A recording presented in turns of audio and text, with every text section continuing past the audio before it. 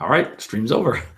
Tim always does uh-oh when we start. I know, I do. Uh-oh, we're doing another video, guys. Welcome to Tabletop Terrors, where we say uh-oh. Why do I do uh-oh? I don't know. Usually on Hangouts, not on most videos where you're like, ta-da. I do. I'm like, Tim, you went live free-stream. right as the magic trick was ending. I don't know why. Alec a sitcom free stream. So I know that we need a shock mount for this microphone. We're gonna try to stay away from the every little sound. Touching. We're gonna just not say any words for about 3 hours, and there should be no problems with the microphone. Every little sound. No.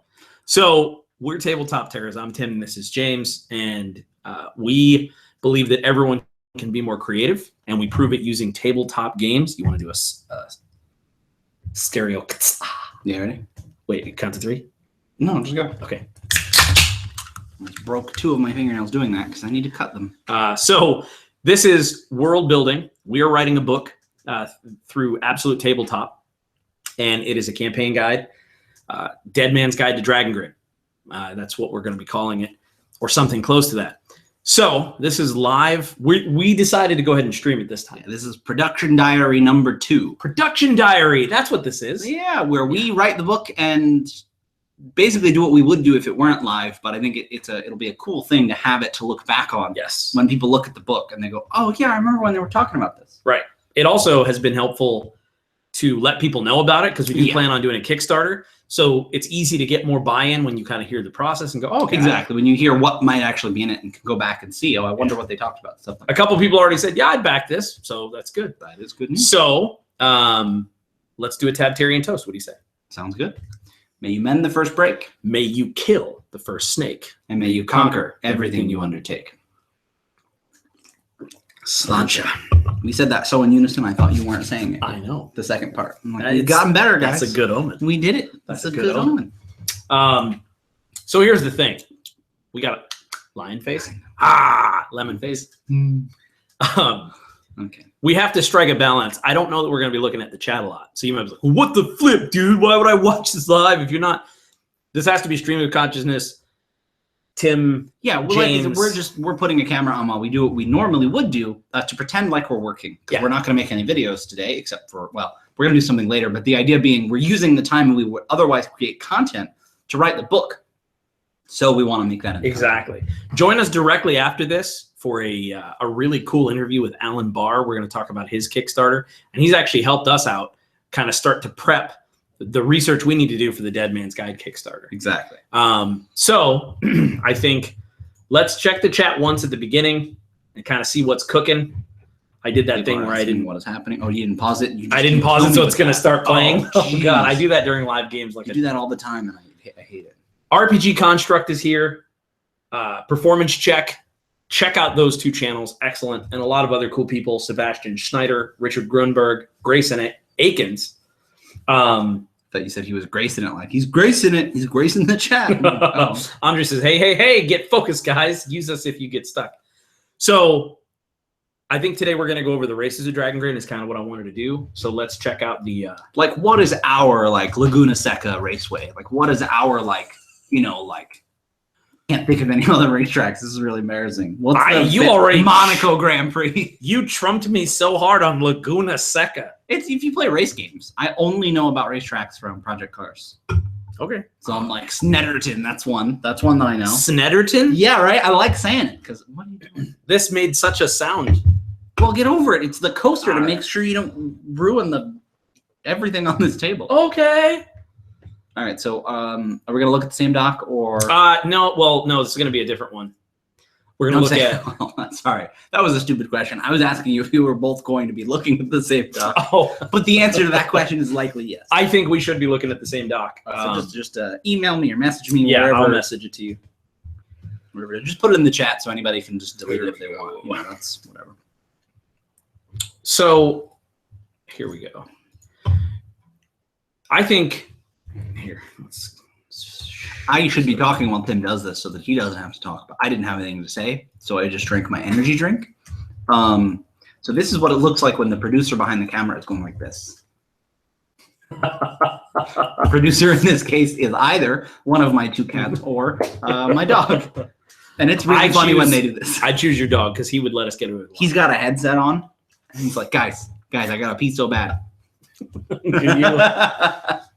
So this is actually, we did a play test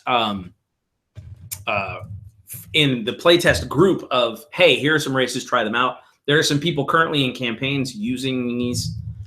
And I think that we're not going to hit on the mechanics too much, but I did want to tell you about we're just kind of a concept. Yeah, we can dial in some mechanics, but overall, these are a lot of different races or sub races more that live in a lot of different places. Yes. And we'll just run through and figure out what's up. So the first thing is dwarves. And then let's talk about the sub races of dwarves. So there's Uldane dwarves. They're also called stone soul dwarves. I have in here that they're monster hunting because I just thought that was cool. Yeah, I mean, sure. Uldane seems like a place where a lot of crazy monsters would live. Right. Uldane is like this northern place where it is, at least right now. But sure. Well, Uldane is this crazy place where it's like if Fallout happened in a fantasy world. Yeah. Just think of it that way. They're monster hunting dwarves. They dwell in mesas and cliffs, in desolated regions, refusing to leave their homeland, even as it is ever swallowed by the bleak, this arcane maelstrom. They fight back as hordes of monstrous humanoids that live within the region, try to take over. And the Uldane dwarves slowly turn to stone over their lifetime, and instead of graves, they resign to becoming statues. Yeah, we did a damage reduction, I think. Yeah. On the Uldane dwarves, and in general, a lot of it was the end of a destroy artifact. End of a destroy artifact. So that was super cool. If you're interested in learning more about them, but we're going to go through a bunch of other people too here. So at the time when we were kind of thinking about this, that was when the monstrous races, the idea that we had in a damage reduction was a lot of the monstrous races from our world come from Uldane, wherever it is. Yeah. Wherever we end up. It's like that's where your gnolls are going to come from, your orcs, your goblins, and things like that, just because it's a twisted land where that sort of stuff comes from. Yeah. Now, that doesn't mean that that's their origin, but now that's where a lot of them dwell. Now, I think plenty have moved around the world. Yeah, just in general, the main thing is a lot of them stay there despite the terrible things. They haven't migrated. Right. But based on where they are, at least currently on the map, the idea is that they don't really have anywhere to go. I didn't think right. That. They're like, you know what, this is bad, but can we talk about how much worse it could be? Yeah, and I agree with that. And to me, I think that the cool image I got was dwarves versus gnolls. But not gnolls as like the skinny, just stupid hyena men, but just a variety of different gnolls that were like bigger, smaller. Grassy gnolls. Grassy gnolls. Anyway, that's the Uldane, so they kind of fill that role. Thoughts? Anything? That's cool. I don't know. I like you said, the main thing I think that's gonna get tweaked the most is depending on where they live, it might change. Literally, right. We might move where that is, but we may not. But the other thing is, you have heritage in here. That's the thing that's not in 5th edition. Should we talk about that? So that's the thing. Mechanically, I was going to say. So I designed a system that allows you to. I wake up in cold sweats when with nightmares of Tim saying that he designed a system. I know. Sometimes it's pretty the basic. Worst ones. when he says it's simple or basic. It's really easy. Sorry. No. It seems pretty simple. Just use this chart. Just use this. If in those old games where things were written, old game dwarves, it was written on a card that had red print, and then you'd have to use the red visor. That's all. I don't remember those, but I understand why they didn't last. Yeah, that's all you need. Okay, so when you choose a race in 5th edition, Drungans and Drakets, Dungets and Drakmeyer. When you choose one, you get racial traits. So your subrace is like, oh, you have this. Well, I thought it would be really cool because it is pretty simple. Instead to choose heritage, which allows you to either choose 2 minor traits or 1 major trait. Okay. So what it allows you to do is customize your race, the subrace, to exactly the kind that you would want to be. Yeah, exactly. So instead of having 4 different subraces of Uldane dwarf, right? You're like, well, no, you are an Uldane dwarf. Those are like really cool dwarves. But now you can pick your traits. You pick your own. So to like have a little bit more, So like if I was going to pick a mountain dwarf, you know, I would pick it and it's like, you get this, this, and this. That's it. Every mountain dwarf ever has this, this, and this. That's it. Instead here, you could either choose, and I'll just run through them. So stone soul would be a minor one. Due to your lineage, you have stone-like skin, granting resistance to piercing damage. So that would be who you are. You choose 2 of these. Or then will of stone, with only 6 hours of sleep, you gain the same benefit that a human does from 8 hours of sleep. So, do you have a player's handbook? I do somewhere. I don't have one near me. That's okay. Don't get in Dragmeyers. Well, the important thing I guess I was going to say is those are awesome. Are they too awesome? No. In fact, these are based off of, and they seem that way, right? Well, it seems these like are based off of piercing damage. You'd think that, but there's another race that a Dragonborn is like, trust me, fire breath. So. Trust me. That's not even the major heritage trait. That's why I was just so curious. You choose 2 minor and 1 major. So the major would be Uldane Dogginess. When an attack would reduce you to 0 hit points, but not outright kill you, you may use your reaction to make a melee weapon attack before you fall unconscious. Yeah, no, okay, that's awesome. But you choose that. That's it. That's my jam. The only one, no, for sure. Or Uldane Resilience. Like, yeah, I didn't consider what some get, but like, right. Like for instance, in this scene, it's very flavorful because some of them are more flavorful than that. Like the gnomes can build clockwork toys. Yeah, that's just what they do. If with this much gold and this much time, they just build little, you know, machines. So, okay. So this one's all about resilience and $1 million question. Tell me, is everyone gonna have traits? Every race in Dragongrin?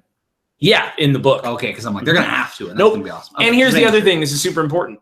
You could still these are balanced with 5e races. Yeah. So the 5e races don't go away. You can still use. That was my only concern, but I didn't consider what some of the other ones were. Yep, they're balanced. I'm a 5e Dragonborn, races. so I get, you know, whatever. Exactly. Get, so you'd still be able to very easily use a hill dwarf or you know whatever in Dragongrin and do fine. Exactly. That's fair. All right. And there will be a section in the book that says, hey, all of the races from the blah blah blah edition of the world's greatest role playing game are usable. Blah blah blah. Yeah, no, for sure. And you don't have to use one of these. In the different regions, we'll also say like, hey, hill dwarves would be from here as well. Yeah, exactly. We can do that. And in general, exactly. Yeah, it's like you could just be a hill dwarf. So I don't think we have to go through all of them, but let's go through all the races. I'm going to go through, I was going to say, let's go through the sub races. Yeah. And kind of like, let me hit you with what your initial thoughts are. Grimdal dwarves. Now, these are the Broadfist dwarves we talked about in the last one. Okay. I think that's a cool name. No, it's great. It was just we had some funny ideas, and then we were like, "Wait, that's the jungle." Yeah, yeah. They lived in trees. So for them, they're remarkably large and powerful, though often jovial and gentle. Often standing 6 or 7 feet tall. So they're the size of a person, but the stockiness of a dwarf. They're huge. The stock of a dwarf. Right. So they keep the proportions of their dwarven kin, and they're said to have giant blood in their lineage, and their stature and strength are evidenced by it. They're master breeders of all manner of riding beasts and tend to be the supplier of mounts to all in the region. I don't know. I thought that was kind of cool to have like hill dwarf, horse masters, horse lords, ram masters, like the whole 9. Oh, for sure. Dog breeders, you know, etc. And all of their traits kind of go through that. They actually can throw rocks like a giant. Oh, cool. All right. They can use broad-fisted is basically you get a weak unarmed strike. It's not as powerful as the monk, but it levels with you. So you're proficient with your unarmed strike because you got such a big fist. Yeah. So I think that's cool is if you get to high level, basically it's like at 11th level, it's like 1d8 plus your strength modifier so that you can just post up with 2 big fists. And exactly. You're a huge dwarf. Right. Why wouldn't you be able to punch somebody in the face really hard? Totally. Right now in RPG Construct's campaign, he's doing a Dragongrin campaign. There is a really cool Grimdal dwarf. And you need to check out that campaign. But the character art is perfect. It's just this huge. And so that's what I think. But they're, like I said, they're like really gentle. Yeah, exactly. You know, they're to me, they remind me very much of giants in that sense. Right. At least certain giants I know are. I read some of Ola's Guide, whatever. Right?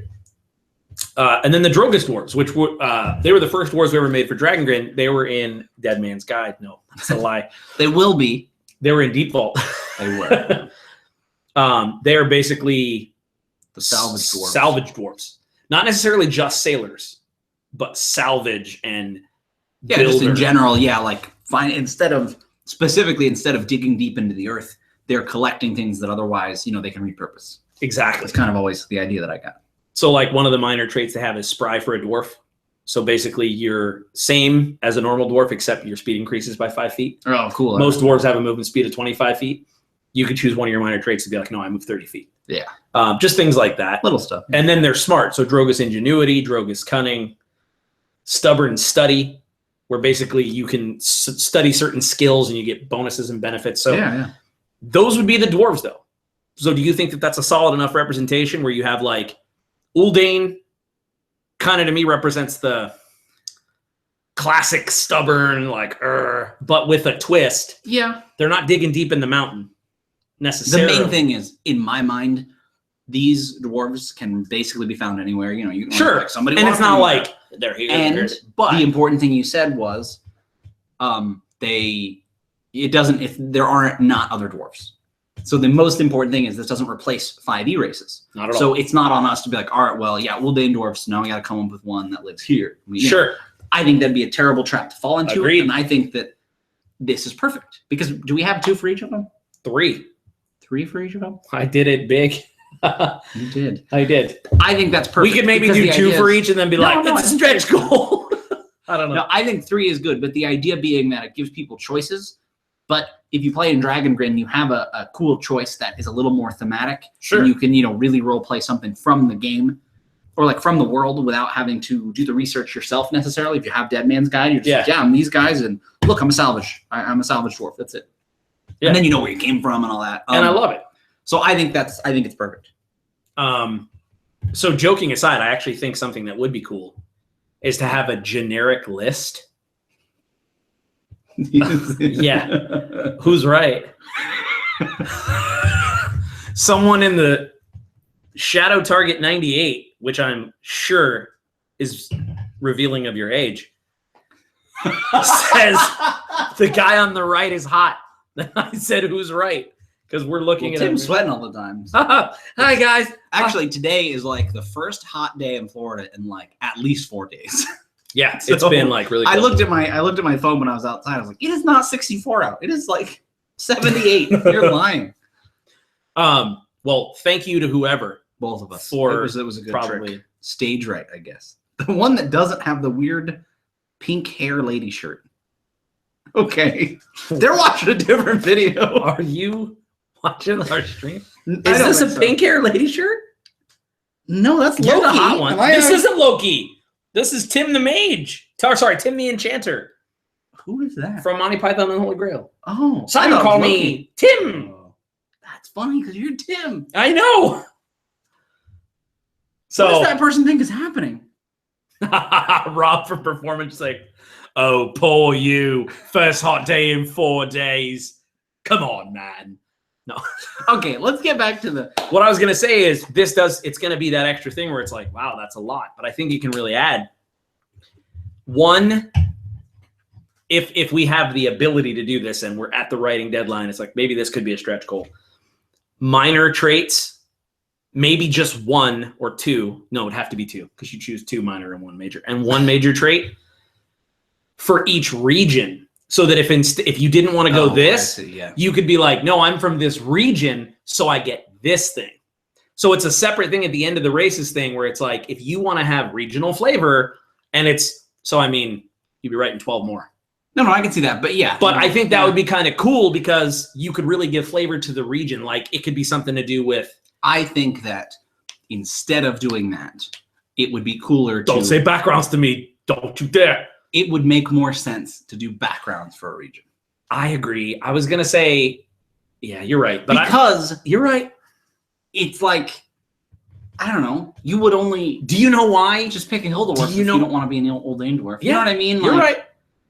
Because that's a lot more work writing a background for yeah, but that's the thing. That's not currently on the docket. You're talking extra work anyway. Yeah, that's true. So I think we could nail that. I think we could nail that. No, I think we could. That's what I mean. I think that the rules wise and use wise, it makes more sense because then what happens when you're making a character? You're going to each section, like, well, let's see which one. If I grew up, that makes way more sense. And I'm like, it would just be. I don't know. What do you people do without a James? What do you do? I don't know. You don't publish books. It's the same thing you don't do without a Matt or a Barker. You just never publish books. You always wanna. Or you publish them at half the speed. Half the speed and really qualities. Yeah. So that's all the dwarves. Let's talk about the elves. You just scrolled by a bunch of stuff. Well, it was the stuff from the SRD of just normal elven stuff, like your dexterity score increases by 2. All that's the same. So the elf class, the elf race is the same as 5e, meaning the sub races are what are different. So like it's still your dexterity increases by 2, your age is the same, your alignment, your size, all that stuff. Boing. Marquis says you could do it like Adventures in Middle Earth, where each culture has stats. That's basically what he was going for, but I don't know how they did it. So that could be great, and that's honestly we'll zoom it in, because one of the things we're really going to do is make sure that all the ideas have the right home. So it's like there are a lot of cool ideas. We want to make sure that they're in the right place. Like this is the most useful. So there definitely will be some play testing. And I think that's the other important thing is this is a really big book already.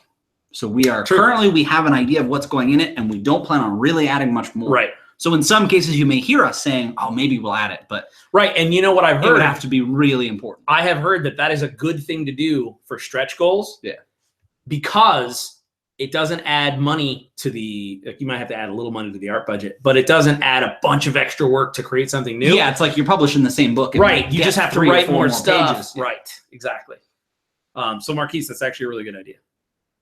So the elves of Dragongrin. So the first one are the Talus elves, and also called sky elves. They live in an enormous floating tree of Talus. It's the floating entrance from the prime material plane into the Fey Mists, as of now. They guard the root gate, which is a labyrinth that protects the entrance to the Fey Mists. And that's cool. Right? Here, do you want to hear the real deal? Yeah. Okay. I'm going to show you a picture. Every race has a pronunciation, and they all say they have a phonetic pronunciation. This one just says rhymes with palace. Because come on, it's simple, right? It is simple. It's so it's funny because I'm like, well, that's not the pronunciation, but I see what you did. If you could, I mean, well, that's where a Matt. What about Click people that say it Palas? Smarter. People that say Palas? Yeah.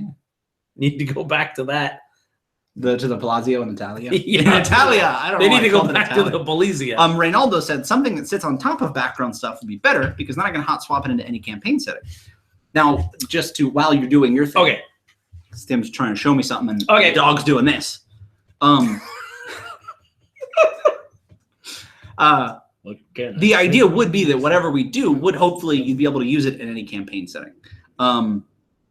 And some of them will be very region specific, but they'll be simple enough to change the name of the city or something. I don't know.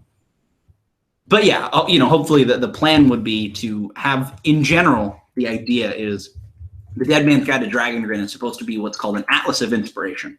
It will be all of the stuff about Dragongrin, but the important part will be it will be for people that also want to pick up a book that allows them to just be inspired and say, oh, I need sort of a forested region. And they go to our forested region, and it's set up in such a way that allows you to be like, okay, well, I'll just change the name of this forested region, and I'll just pick out, oh, there's a cool thing here, and there's this there, and there's an NPC here, and I'll use those, and then I'll build, my session or campaign around that without running it in Dragongrin. That's a lot of what we're shooting for, is to make it so that this isn't a history book, so that it's very easy. It's in computer terms, the information is hot swappable. Right. It really sounds like such a lewd way to say that you can plug it in, unplug it, and plug it in while the computer's on. Hot swap. Hot swappable. There's an image that I thought I put into that document, but it's not in that document, so I'm not gonna search for it too hard. Well, the funny thing is, especially if you're only showing. Oh God. Okay. But here's the thing. This is what's most important. Is that I think in passing, just like quickly, we're not going to go into a full detailed thing, but this labyrinth is an absolute crazy forested hedge maze kind of thing. Yeah. This labyrinth that guards the root gate. I would want to put a tiny little, even if it's one of those small little breakout boxes, it's like, that's where Mouse Guard could take place. Breakout box, guys. You heard it here first. No, but that's cool. That's where Mouse Guard could take place. You could run a Mouse Guard campaign in Dragongrin, and it would be in the root gate. Not literally, but it's like, this is... Yeah, it's not inspiration from there. All kind of little tiny Fey things can be running all around. Nonsense. Marquis says, so for Al-Qadim, I made regional backgrounds that add an additional feature and personality trait, and sometimes a trinket/quirk too. These are in addition to normal backgrounds. I really love that idea. And that is something that, we were sort of talking about a little bit, but I feel like I said, the main thing is it's actually Gandalf with a machine gun. Specifically with an AK-47. Whoa, that wasn't me. No, that was me. Oh, don't show your phone to the camera. Why? Because you never know what might come up on us. Okay. We're not going to go any further with that. But yeah, so Marquise, I love that idea. And I think that'd be very cool. Like I said, there's a lot of stuff in this book, but I like that also, is what I'm saying. Probably not going to make it in there. Rob says, Mega, Mega, again, somebody mentioned that last time. Mega, the elven culture would have developed around the idea of protecting and guarding. It's their mantra and way of life. Somebody else mentioned that's a really cool way. I forgot exactly what they said. Really cool way for it to be. Man, I just saw it.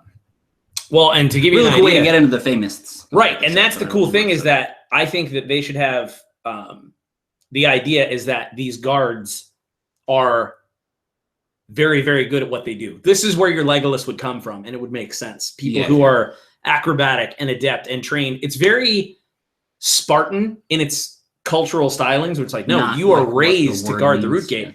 And it's the opposite. So let's jump to real quick. Shadow Target said that awkward moment when you don't understand anything because you're new to D&D.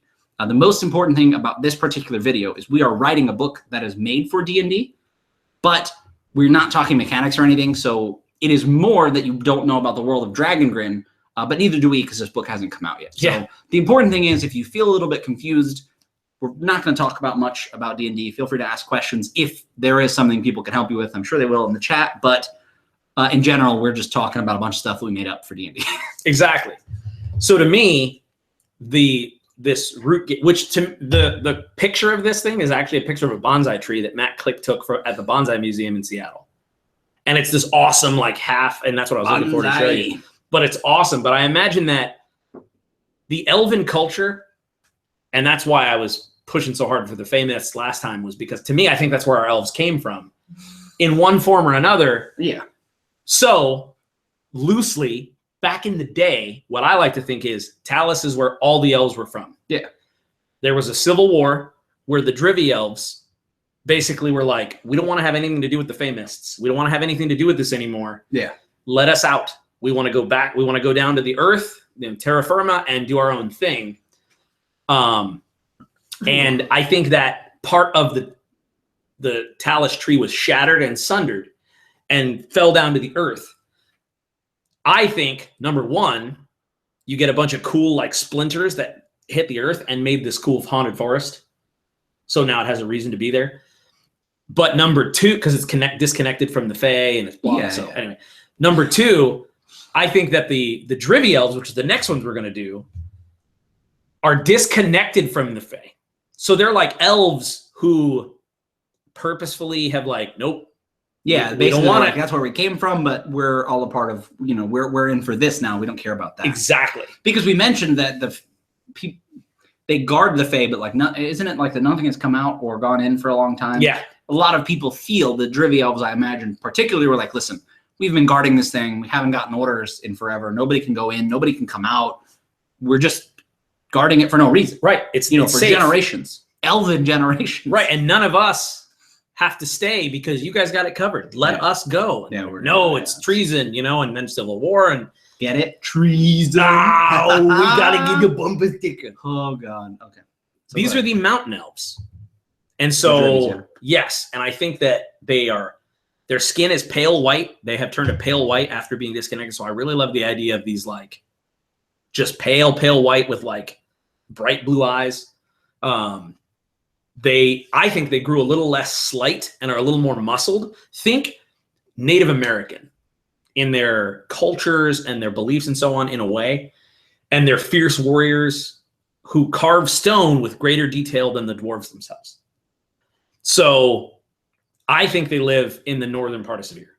Yeah. I think that everywhere you see, there's like Drivy outposts all over the place. But then there's the Dorsai elves, also called the Drown elves, and that's what we talked about last time. They were the opposite. So if if Talos. Yes, the Talus elves. Dwelves. The Talus elves were supposed to guard the root Famists. gate and the Famists. The Dorsai elves were tasked with guarding Aquianus. Like, okay, here's the gate to, the Desolation. Yeah. Still needs to be guarded, but they became twisted over time and are like, oh, It's leaking and the exactly. It stinked. It's sunk. Guys, I write books. It's sunk. So it's been many years since Aquianus fell into disrepair and collapsed into the gate. Yeah. So it's half into the Desolation. Some say it was done as an act of valor, sealing the gate forever. But when out of the water for extended periods of time, the Dorsai begin to exhibit thick scaling and their skin dries out. So if you're playing a Dorsai elf in the regions that have no water, your skin becomes all dry and pale. You know those close-up shots of a desert? Yes. That's it. You're Cassandra from the first season of Doctor Who. Yes. Moisturize me. You're like, they wheel you around. Oh, man. So that's it. Those are the elves. All right. Do they have dorsal fins? I hope. Hey, they don't. Right Scroll here, down. tiny big on their neck. Tiny, just a little bit. Little bit. You want to hit the chat? Did we say anything? Whenever I world build for elves, Reynaldo says, whenever I world build for elves, it's almost impossible for me to make them evil. It just seems to me that a race of beings who see themselves as superior would naturally turn to fascism. Oh, and then he did not make me. I was like, gotcha. Wait, that sounds, yeah. And I can see that, but I feel like for me, not even in this case, but just in general, where I realize that is they feel so superior that they don't even concern themselves. Right. No. Exactly. They're like, my week is your whole life. Like, it's not even worth ruling you. You're going to be dead tomorrow. And, it wasn't even like we did this on purpose, but you've got sort of, you don't take this literally, but if you had to put it in broad strokes, a lawful, good sort of elven guard society, a neutral kind of natural mountain elf, and then a kind of evil, which that wasn't the intent. Yeah, it kind of works fairly well. Yeah. All right, halflings. Halflings. Now, none of these are set in stone, and some of them are a little milky.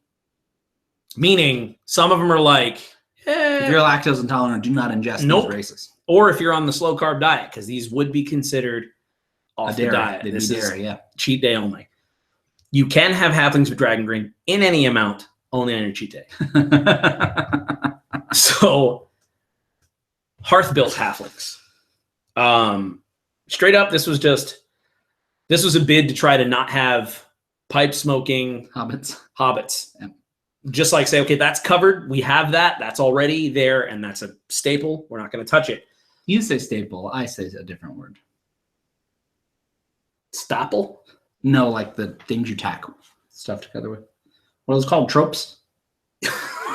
Yeah, you get me the trope pins. Paper clips, yeah. We got to actually replace the trope right up there because it's ripping. Yeah, I think, okay, so live on television, let's ask Tim a question that is not actually that serious. How do you feel about a white backdrop? Then we could wear our t-shirts that are all dark colors. We could try it. I feel like it would have shadows and stuff through it, whereas black hides that better. It would be like, yo, they for real hung a sheet. Oh, I don't think it'd be so bad. I see what you mean.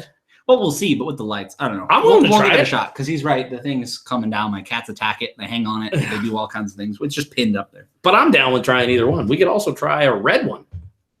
Walking Dead. That's true. Decepticam says, "Hey, I'm catching a live view. What's up, Terrors? We are currently world building for our book that we're writing. What's up, Decepticam? It's going to be relatively boring. But Walking DM says, I think a lot of people make elves a boring race. I think having their age play out in culture and in interactions would be interesting. Like, imagine having a 40-year-old teen, or a 40-year-old be a teen in a society. Exactly. And that's what elves are like. So that's something to kind of jump back up with. Starships and Steel says, you should get a stone texture sheet backdrop. We should look into other backdrops we can hang up there. Yeah, I'm down with any of that. We used to do the green screen, but the lighting was extra. Let me just put it this way. The squeeze wasn't worth the juice.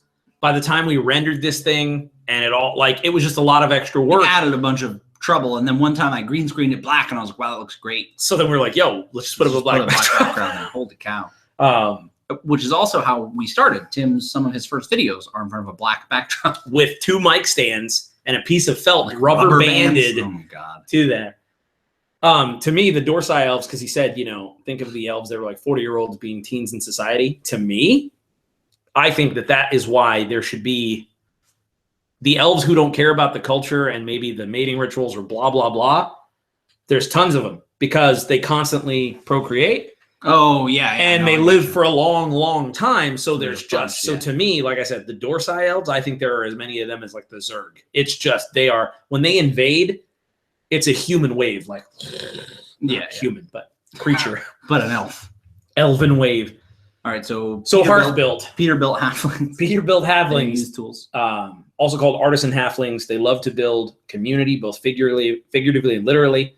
They're lovers of culture and song and art, and especially physically creating new things. They're highly skilled artisans of all kinds. All right, so where do they live? Inside? Do we want to? No, I mean, I didn't think like, oh, they live That's here. what I mean, but basically so far everyone else has been like, they have been called the Old Dane dwarves or these guys. So we don't have to worry about it. Yeah, I don't know. Just curious. Where do you think? I don't know, because the most important part is they would have been around long, long, long before, any of the current problems. Sure. Yeah, I agree with that. So probably one of the islands. You think? Or the other like over in like one of the Underleaf and stuff. Yeah. Okay. Basically, or they could super be Jahari and halflings. I don't know what other halflings. You think? Have. I think it'd be cool. You know what I mean? All right. Yeah, Jahar is like our Al-Qadim. Not really. It's just sandy. That's all I imagine. Al-Qadim is just sand and a man with a beard of bees. Good. You jump right on there. Like right on. It's funny because as you were talking, I thought, we have so much crammed into Innis, but they seem like a shoe-in for Innis. Well, yeah, but whatever. Oh, good retort. No, like why? Well, what other halflings? Yeah. Okay, let's look at do that. Let's do that. All right, let's do that. That's the important thing, is I don't want to. Well, this is something else. So, let's look at a couple of their things. Bartering savvy. Keep their clothes on, Tim. Warmth. Okay, Silverwise halflings, also known as Eerie halflings. Also known as they live in Innis halflings. They live in erudite dwellings. They're very thrifty, very utilitarian. They also live in like muck and swamps. They don't care much about normal trappings, and they're connected in some way to the desolation. So to me, the Silverwise halfling lived wherever we end up putting the undeady part of Sphere, probably like lower Sphere. Yeah. Southern. Not Sphere below. So Grayson asks, do any of the races from Volo's guide have a home in Dragongrin? If I had to answer this question, because one of our main deals is that everyone has their own Dragongrin. Even Tim and I have our own. We're working hard to make sure that this isn't like, this is the only way. In my mind, yeah, absolutely. All of them basically would, unless they were, directly opposed to be like, oh, well, that kind of doesn't fit for this reason. But because campaigns are made collaboratively and with other people, in my mind, the idea is if somebody wanted to play one of the monstrous races or run a monstrous game in Dragongrin, or otherwise one of the other races in there, I would almost never say no. Yeah. Unless there were, I can't think of a reason I would say no. Basically, why not, in my mind? You know what I mean? I wouldn't want to be a GM that's like, wow, it doesn't really fit in Dragongrin. You should just be this other thing instead. Right. And not go for it. And that's the thing, is that there are some interesting races that are in Dragongrin. So I think, you can totally run Volo stuff. Just drop it in there. Yeah. Like you can absolutely do that. We aren't going to put it officially, but you would know, okay, in this region, these monsters live and so on. So it'd be very easy to kind of decide. So the Silverwise halflings are basically like spooky. Eerie halflings. Eerie halflings. They're, to me, they would be more in the realm of like some of their powers are like clairvoyance, bravery. They have magic, sixth sense, things like that. Yeah, okay. Man, so that's cool. So they can kind of be anywhere. Did we have a spooky place? Desolation. To me, yeah, the southern, Sphere was supposed to just be like, oh, this is mountains. Ravenloft in Mountains Undead. But then it was like, okay, to me, it's so big. We're like, it's so big. Northern Sphere should be like Drivy and still mountains, still tough. People don't go in there. And then Southern is like, this is Ravenloft. Yeah, this is Ravenloft. So werewolves and vampires and monkeys galore. Monkey sugar lollipops. Nifty says, new fan here. Whoop whoop. It's good to see you, Nifty. What's up? Welcome to the channel. To you, sir. Slancha. Hi, Slancha, before we drink. Oh, preemptive Slancha. I think that's what you do. Nope. I think we do it backward already. We do. Not what we do, but like real people. Nope. I'm not a real person. You want to do the judge? You want to do Judge Dredd faces? I'll be judging. No, you got to do harder than that. Like it's got to be like a cartoon. This is my Judge Judy face. We gotta go like this.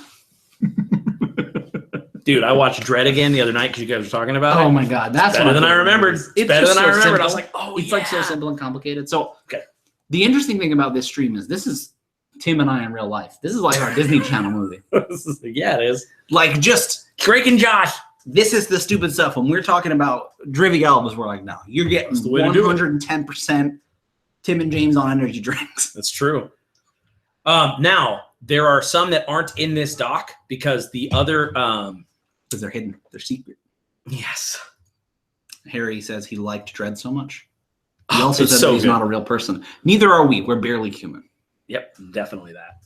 These are ones that I haven't fleshed out yet and didn't put, because that actually was the playtest document. Yeah. So some of them are on there. So because I didn't want to put and have confusingly no traits or... Yeah, and then people's notes were like, these are missing traits and, And you're like, nah. Even if you put a note that says, these aren't done, people are still polite. And they're like, these are missing traits and heritage. Just so you know, JSYK, bro. Hearth Built and Bold Wine. So basically, the Bold Wine halflings are like brave halflings. This is like if hobbits met Spinal Tap. Well, the idea, not really, I just made that up. The idea for, I have an old, this is the first playtest doc, and it's a little more fleshed out with Bold Wine.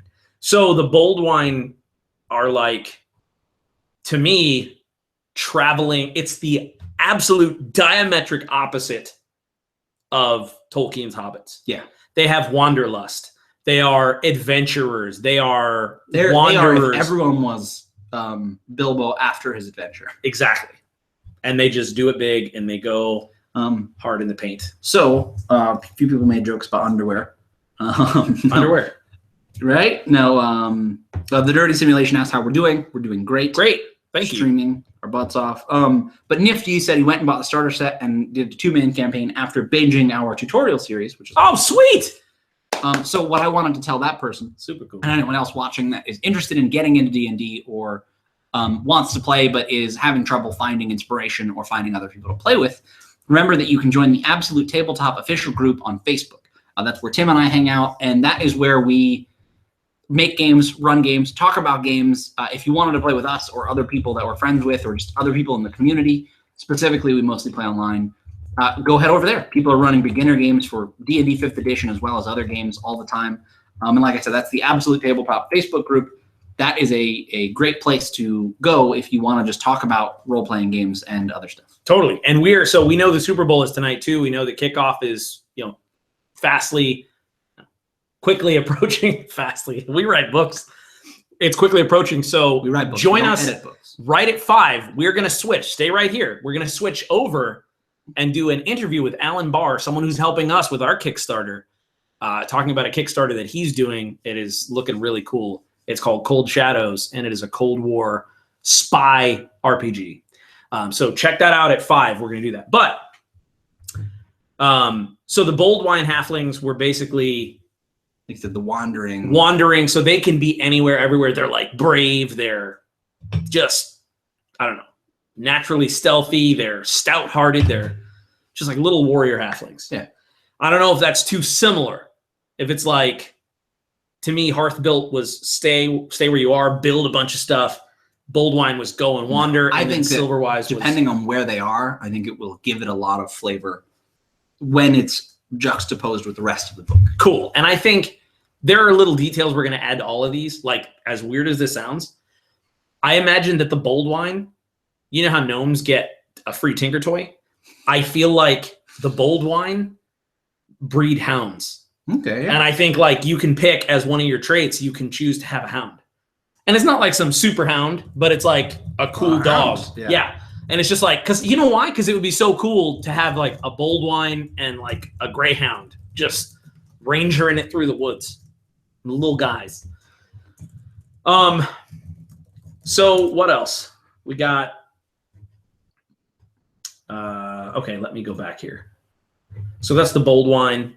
Okay. Humans. We have had a couple of people say, "Why you should make interesting humans." For my flavor, for my taste. When I get to a campaign setting that has 5 different kinds of human cultures, I skip it. It's boring to me and I don't care. In my mind, I get it. Humans they're all over, they're everywhere, but I don't need to know you're desert humans.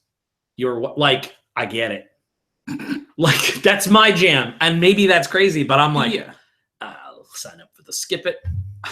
I think that there's no reason a human couldn't find themselves living among any of these other cultures. Sure. And that's where half elves come from. Get some of those things, and half elves and half dwarves. Why not? Not like mechanically, there's not going to be a half dwarf subrace, but so it's funny. Marquise just said, "Do you make different human stats for different cultures?" I'm sorry, I didn't see that. Well, no, like that. I don't know. It just came up. But the idea is, I did not see that. That's so funny. I think that we're not going to. Basically, here's why. Okay, let me be clearer. I don't think that's possible. I think it is. For a setting that is primarily human, it's important. But to go that deep for this, it would be like, oh wow, you guys have 3 halflings, 3 this, 3 that, 3 this, and then 3 types of human. It's like, I don't think it's... Humans have always been the generic ones, I guess. But they benefit from having that versatility of... Yeah. You get an extra feat. You get like... They can be anywhere, which makes it difficult to just give them a few subraces. I don't know. Right.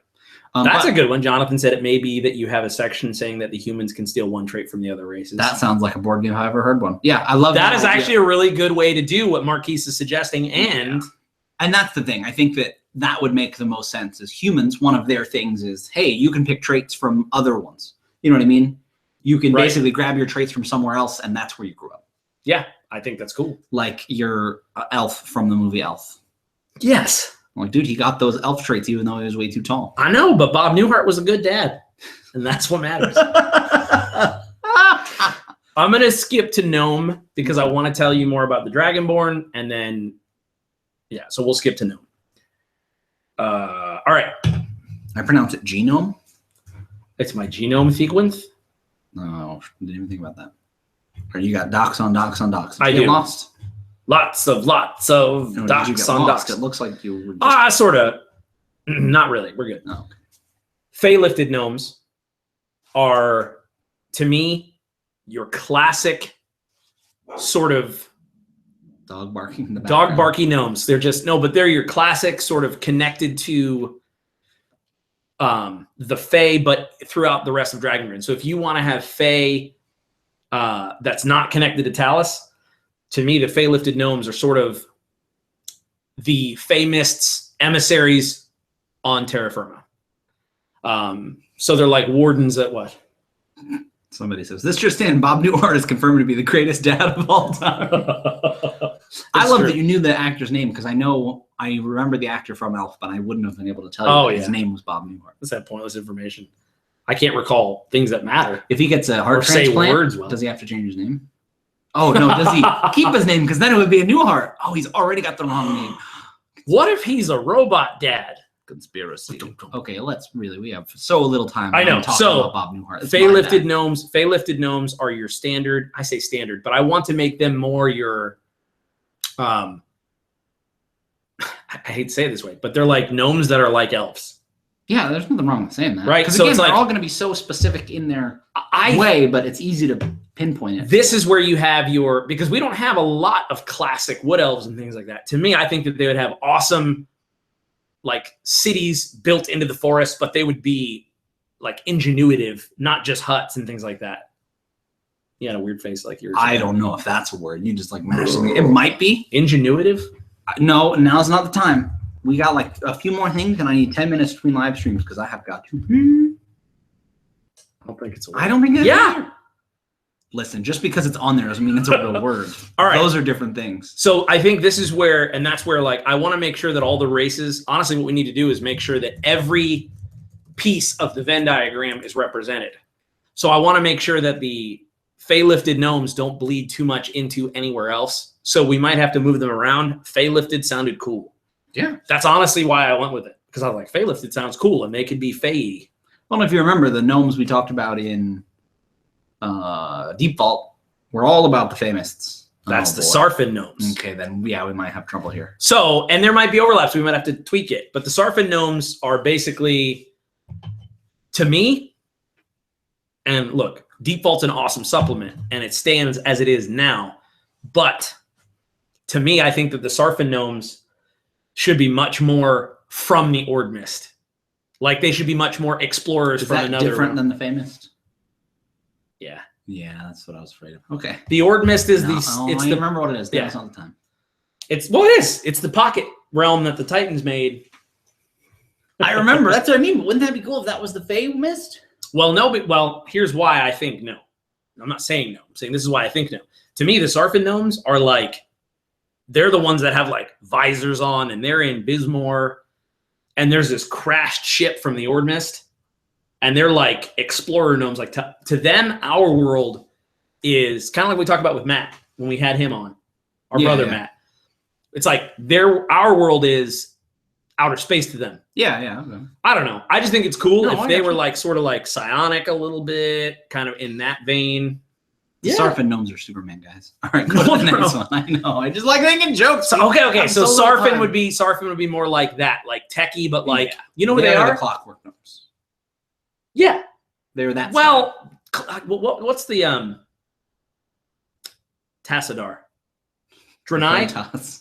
No, the Draenei from World of Warcraft. Oh, okay. Oh, yeah, because they crashed. They had ships. It's like that in Bismore. It's like, yeah, we're just here, we're around, but they're like tails. We have horns. Yeah, they're huge. Backward legs. So the Sarfin gnomes are that, and then the Glimmerfizzle gnomes are your standard wacky, like World of Warcraft gnomes. Yes. So the gnomes need some love. They need to be, I think. Yeah, I think we defined. needed to define them. Do you know why? Because these three gnomes, I feel like, are like three different types of the same kind of gnome. They don't represent anything cool or unique. Yeah, yeah. Whereas all the other ones seem like they have a very specific role. And again, this is like, okay, we'll dial that in a lot more. We have to. It's like you took gnomes and you sliced it into three, and you're like, yeah, they're all different. So Harry asks, Mind Flayers are supposed to be aliens. Are they going to be in Dragongrin? To start, number one, they will never be called that in Dragongrin. Yeah. Because that's one of the Wizards of the Coast trademarks, is it? Basically, it's reserved. Yeah, you're not allowed to publish stuff about Mind Flayers because that's one of their things. Mind Flayers or Illithids, or Illithid is one of the main ones. So, yeah. But we do have ideas for sort of that crazy Eldritch style type of thing in Dragongrin. Yeah. But they won't, I don't think, be aliens necessarily. And that's honestly, at least not like from outer space. As of now, there would be a couple of, like the way that Pathfinder handles it. Pathfinder has like eye creatures or eye monsters or something. It's like, it's like a beholder. You can do the beholder. You just can't use the word beholder. You can do Mind Flayer. Right. So we would probably make pokes to that, but like instead, we would probably create another intellectual property that's a placeholder. Yeah. In the same way that it's like, it's not the Feywild for ours. It's, if we do use it, it's the Fey Mists, because then it's ours and we own it and we can do whatever we want with it. In the same way, we'd probably make analogous creatures, but do our own spin. So it's not just like, oh, they reskinned Mind Flayers. It's not the eye stalk beast from Pathfinder. Right. Hey, do you want a beholder? Just use that. Exactly. Are there any more races? Yeah. Oh, there's way more. Oh, boy. Because we should probably start wrapping up now. Oh, probably want to go in between. Well, right. I'm saying like we should. It's 4:41. Yeah, we should probably stop at 4:50 because we're not gonna. Basically, if we want to start at 5. No, and everyone jump into this next stream. It's gonna just boom right after the other. So I'll go. Joined us. I'm like, hey, we're gonna. Okay, so then you know what we'll do? We will save, because there is then the unique races like your Dragonborn, your Tiefling, and all that stuff. We'll save that for another stream. Okay, but or we might just talk about it. Okay, well, I can be really quick, but I was going to say, I'm wanting to run some ideas by you. I'm toying with the idea of creating rules instead of creating drow, and half-elves, creating templates that are simple to use, but for instance, instead of half-elves, halfkin. And I don't have it fully worked out, but you get to choose which halfkin you are. You can either be a half-elf, half-dwarf, which has always made sense to me.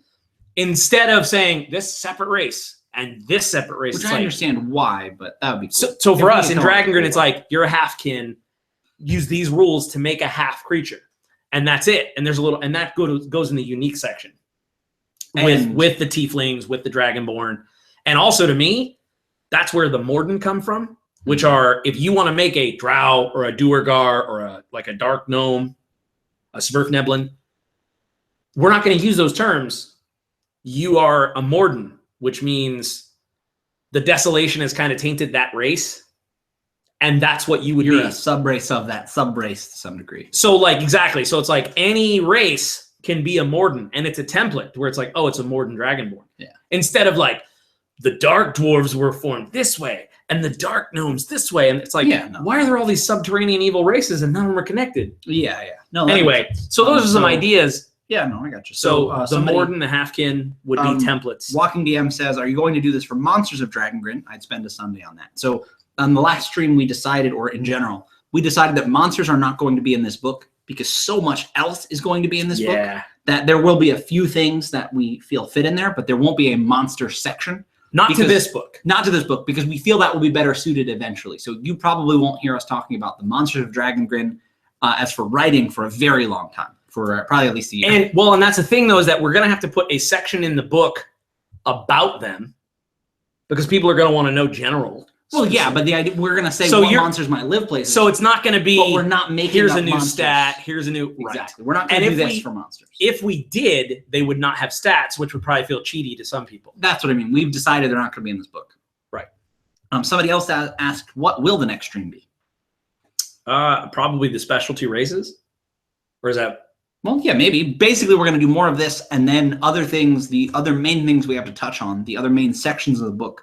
Tome Heart, Sarek, like there's a lot of stuff. Yeah, the other main sections of the book we have are the regions, which is going to be a bunch because each, that's going to be a ton of stuff. And then the we have the wonders.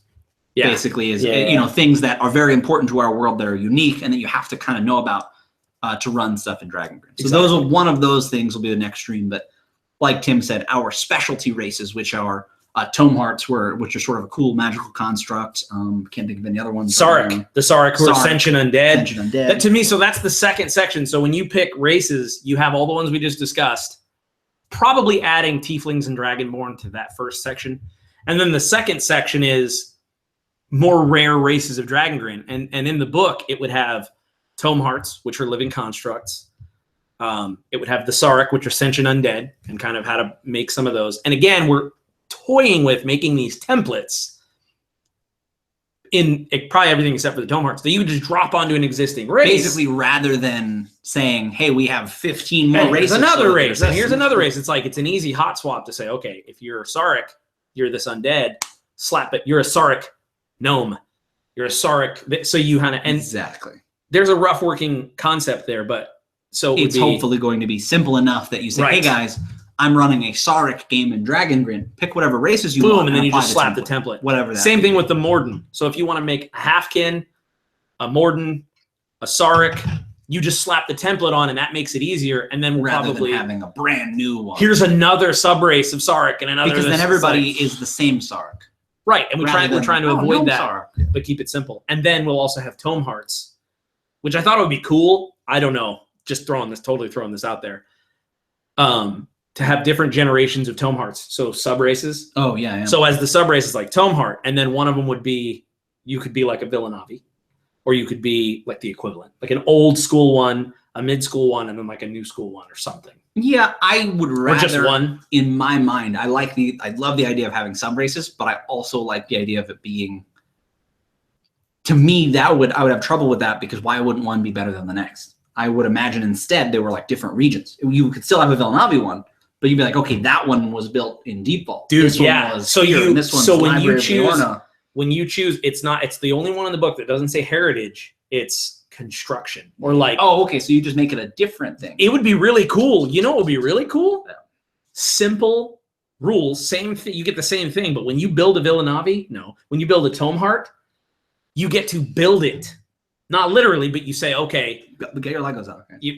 Your trait. So it's like, instead of it being heritage, minor, major, it's kind of like, if you're this kind, you have access to all of these things. You could pick maybe like your construction. You know what you kind of do that with? What? We recently played in the Star Wars D6 system. We played it in Matt Click's Defiance game. Oh, yeah. When you make a droid, the rules are a little different how you do it, but you get to buy, with your stat dice, you get to buy things that go on you. So you buy your armor with that, or you buy certain things. Like I bought magnetic hands and feet with that, stuff like that. That's what I'm saying, like where you basically build the Tome Heart. Because it's not, you weren't born. You were built, so you get to choose. Not just crazy customization. It would be like a cool little section of the races where it's like, maybe that's the end. You end it with like, and if you want to be a Tome Heart. Yeah. And the thing that would be super cool with that, and this will be the last thing that will end it, is that the way that Tome Hearts work is that they were, I always imagine them as hollow with glowing cores, like sentient suits of armor that are indicative of the kind of race they were built by. Yes. So elven armor with like a glowing blue core, but they were repositories of information. Tome Hearts were designed to guard the information that was inscribed on them. So it's not just like, oh, I'm a construct. It's like, no, I'm the walking construct that defends the written family tree of King Leoric. Yeah. So if they awaken, and that's how you become a Tome Heart player character, if you become an awakened Tome Heart, you forget most of that stuff, but you can remember some of it. Yeah, and probably cool role play stuff where those things come up, where you'll slowly remember it. Right. Finding Dory's time. So it would be cool, and I don't know the system to use yet, but basically you get to decide the general broad stroke of the kind of information that you are a repository for. And then you can have, maybe that affects your skills. I was going to say, that's the thing. I feel like that would be so granular that would be a thing that you mention and people come up with it because they're running. No, that's what I mean. I don't mean a list. I'm saying, so for instance, you could say. That's what I mean. I wouldn't change the skills for that. You would just be like, hey, you can choose two more. Let me tell you how I would say it. So instead of it being, I'd say, choose one skill and increase it by 1, or you become proficient in any skill you choose. Yeah. And say it was because you. Well, exactly. Yeah. Just make it super way broad for them to create it. Yeah. Anyway, that would be cool. So Tome Heart construction rules would be super baller. Anyway, we're going to hop off for about 10 minutes, and then we're going to hop right back on with Alan. Stick around. It's going to be awesome. We're going to be talking about Cold Shadows, his new Kickstarter, and we're going to personally back it. If you guys stick around, we would love for you to hear more about the game. It's very interesting. Be sure to subscribe if you're watching this, if you somehow found this and you're not a subscriber yet. We're going to be doing this a lot. You don't want to miss out. This is how you make sure you get those notifications on your phone or in your email, like the little red dot. Hey, we're live now. And like I said, the Absolute Tabletop group. So Tim and I are writing this book, but we are writing it, the two of us, and with 2 other people that we work with for the company we founded, the 4 of us, Absolute Tabletop. And so if you want to go to Facebook, you can check out the Absolute Tabletop Facebook group. And like I said, that allows you to post about cool stuff, RPGs, find games, run games, talk about stuff, talk about the new books, talk about the new Kickstarter, whatever you want. That also allows you to get more information from us or find out more about us. You can also go to absolutetabletop.com, see other things we've done, stuff like that. Yeah, totally. So go to Absolute Tabletop. You have just enough time to go join the Absolute Tabletop group. And if we can, either us or someone else will approve your membership.